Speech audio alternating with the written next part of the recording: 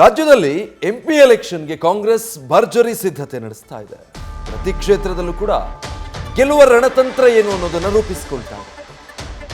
ಕಾಂಗ್ರೆಸ್ ಅಳದು ತೂಗಿ ಗೆಲ್ಲೋ ಅಭ್ಯರ್ಥಿಗಳನ್ನ ಆಯ್ಕೆ ಮಾಡೋ ತಯಾರಿಯಲ್ಲಿದೆ. ತಬಸ್ಸುಮ್ ರಾವ್ ಬೆಂಗಳೂರು ಕೇಂದ್ರ ಕ್ಷೇತ್ರದಲ್ಲಿ ಕಣಕ್ಕಿಳಿಸೋದಕ್ಕೆ ಚರ್ಚೆ ನಡೆಸಿರುವಂಥದ್ದು. ತಬಸ್ಸುಮ್ ರಾವ್ ಸಚಿವ ದಿನೇಶ್ ಗುಂಡೂರಾವ್ ಪತ್ನಿ ತಬಸ್ಸುಮ್ ರಾವ್ ಸ್ಪರ್ಧೆ ಹಿಂದೆ ಕಾಂಗ್ರೆಸ್ನದ್ದು ಸಾಕಷ್ಟು ಲೆಕ್ಕಾಚಾರಗಳಿವೆ. ಡೀಟೇಲ್ಸ್ ಕೊಡ್ತಾರೆ ಮಂಜುನಾಥ್, ಲೈವ್ನಲ್ಲಿ ಜಾಯ್ನ್ ಆಗ್ತಾ ಇದ್ದಾರೆ. ಮಂಜುನಾಥ್, ಈಗ ವಿಧಾನಸಭಾ ಎಲೆಕ್ಷನ್ ಅನ್ನ ರಾಜ್ಯದಲ್ಲಿ ಹೇಗೆ ಕೌಂಟರ್ ಮಾಡ್ತೋ ಕಾಂಗ್ರೆಸ್, ಅದೇ ಜೋಶಲ್ಲಿ ಅದೇ ತಂತ್ರಗಳಲ್ಲಿ ಲೋಕಸಮರವನ್ನು ಎದುರಿಸಬೇಕು ಅನ್ನೋ ಲೆಕ್ಕಾಚಾರ ಇದ್ದ ಹಾಗಿದೆ.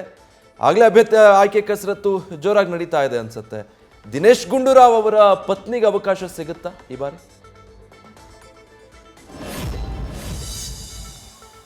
ವಿಜಯ್, ಲೋಕಸಭಾ ಚುನಾವಣೆಯಲ್ಲಿ ಕಾಂಗ್ರೆಸ್ ಶತಾಯಗತಾಯ 20 ಕ್ಷೇತ್ರಗಳನ್ನು ಗೆಲ್ಲಬೇಕು ಅನ್ನೋ ಲೆಕ್ಕಾಚಾರದಲ್ಲಿ ಈಗಾಗಲೇ ಒಂದಷ್ಟು ಭರ್ಜರಿ ಸಿದ್ಧತೆಗಳನ್ನ ಆರಂಭಿಸಿರುವಂತದ್ದು. ಪ್ರಮುಖವಾಗಿ ಬೆಂಗಳೂರು ನಗರದಲ್ಲಿ 3 ಕ್ಷೇತ್ರಗಳಿದೆ.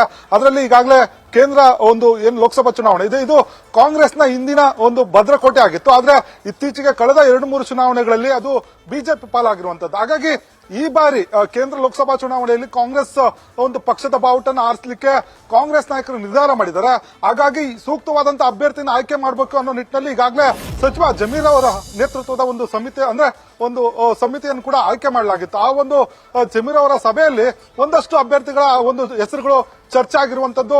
ಈ ಕ್ಷೇತ್ರದಲ್ಲಿ ಈಗಾಗಲೇ ನಲ್ಪಾಡ್ ಆಗಿರ್ಬೋದು, ಜೊತೆಗೆ ಹುಸೇನ್, ಮನ್ಸೂರ್ ಅಲಿ ಖಾನ್ ಸೇರಿದಂತೆ ಹಲವು ನಾಯಕರು ತಮಗೆ ಟಿಕೆಟ್ ನೀಡಬೇಕು ಅನ್ನೋ ಒತ್ತಡವನ್ನು ಹಾಕಿರುವಂತದ್ದು. ಯಾಕಂದ್ರೆ ಅಲ್ಪಸಂಖ್ಯಾತರು ಹಿಂದೆ ಕೂಡ ಈ ಕ್ಷೇತ್ರದಲ್ಲಿ ಸ್ಪರ್ಧೆ ಮಾಡಿದ್ರು, ಜೊತೆಗೆ ಅಲ್ಪಸಂಖ್ಯಾತ ಶಾಸಕರು ಕೂಡ ಈ ಕ್ಷೇತ್ರದಲ್ಲಿದ್ರು. ಹೀಗಾಗಿ ಈ ಬಾರಿ ಕೂಡ ಅವರಿಗೆ ಅವಕಾಶ ಕೊಡಬೇಕು ಅನ್ನೋ ನಿಟ್ಟಿನಲ್ಲಿ ಸಾಕಷ್ಟು ಒತ್ತಡವನ್ನು ಹಾಕ್ತಿದ್ರು. ಆದ್ರೆ ಅಚ್ಚರಿಯಾಗಿ ಸಚಿವ ದಿನೇಶ್ ಗುಂಡೂರಾವ್ ಅವರ ಪತ್ನಿ ಟಬು ಅವರ ಹೆಸರು ಕೂಡ ಇಲ್ಲಿ ಸೇರ್ಪಡೆ ಆಗಿರುವಂತದ್ದು. ಅವರು ಈ ಬಾರಿ ಈ ಕ್ಷೇತ್ರದಲ್ಲಿ ಅಭ್ಯರ್ಥಿ ಆದ್ರೆ ಕಾಂಗ್ರೆಸ್ಗೆ ಗೆಲುವಿನ ಸುಲಭ ಆಗ್ಬೋದು ಅನ್ನೋದು ಕಾಂಗ್ರೆಸ್ ನಾಯಕರ ಲೆಕ್ಕಾಚಾರ ಆಗಿರುವಂತದ್ದು.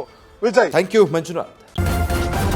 ನ್ಯೂಸ್ ಫಸ್ಟ್ ನಿರ್ಭೀತಿಯಿಂದ ನಿಮ್ಮ ಪರವಾಗಿ.